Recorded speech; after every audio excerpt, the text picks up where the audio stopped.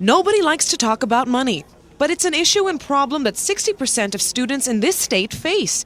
Kekasha wishes that basic budgeting skills were talked about more often. That's the sad part. I can't actually account for where my money goes, but I know the activities that I do that involve money. And that's just like eating dinner out, those little things, groceries, pecking on things, buying small trinkets. Like there's nowhere I can account like a big purchase.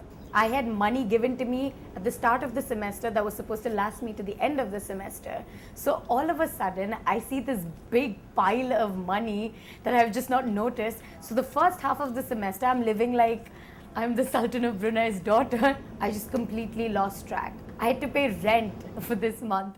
And I suddenly look at my bank account and I have like $400.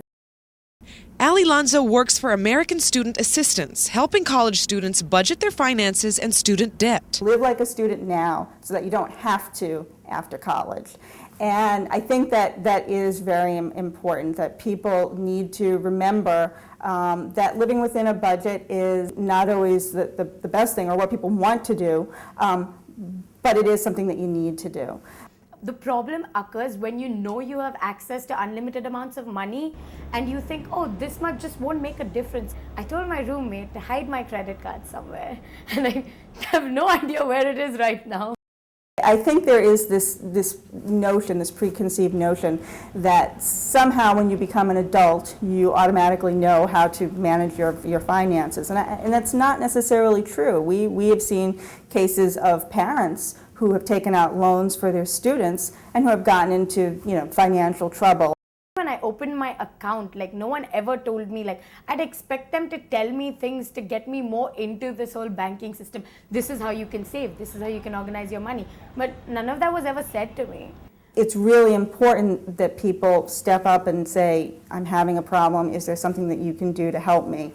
David wanted to pay for college on his own, so he took out a 4-year loan, but somewhere along the way, it just got out of hand. Credit cards were just so easy. I mean, they kept showing up at the doors, and I was like, I'm going to have a really good job when I leave.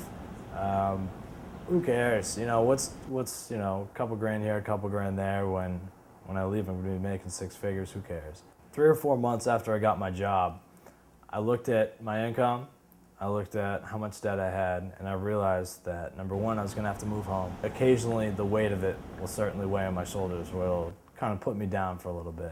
And so it's really important that they understand, what their anticipated income is going to be, what their anticipated monthly student loan payment is going to be, and also factor in, the cost of living. As I sit right now, its ballpark is between $140,000 and $150,000 from school, and probably $15,000 to $20,000 in consumer debt, which is stupid debt. Getting a little too drunk in the bars, and if you get too tipsy, what should be a $30 or $40 night turns into a $200 night. Some of the money from the loans went towards spending, and the excess, just off the top.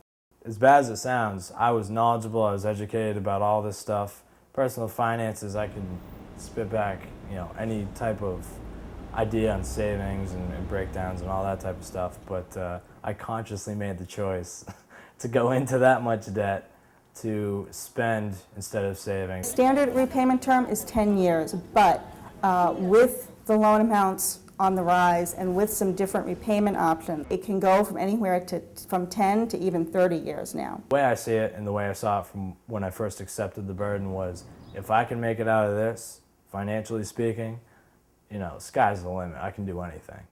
Reporting for Jasons.org, I'm Nikki Muller.